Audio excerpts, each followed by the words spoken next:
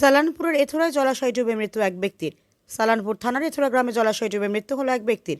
মৃতের নাম চিন্ময় দে, বয়স 41, বাড়ি এথোরা গ্রামে। ঘটনাটি ঘটেছে ময়সামুড়া থেকে এথোরা গ্রাম যাবার রাস্তা ধারে থাকে একটি জলাশয়।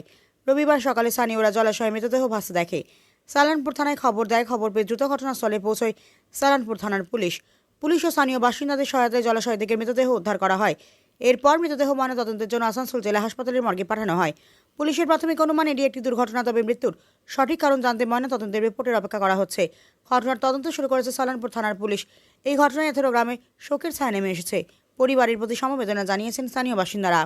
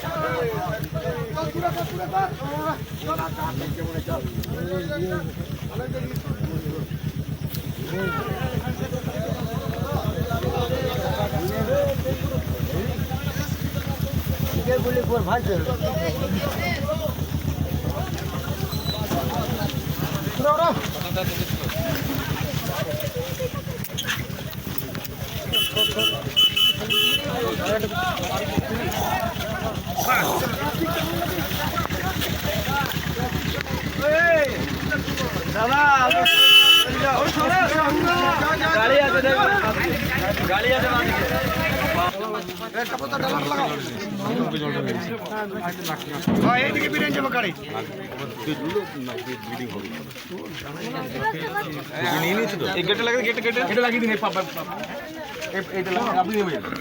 চলে যাচ্ছি মিলন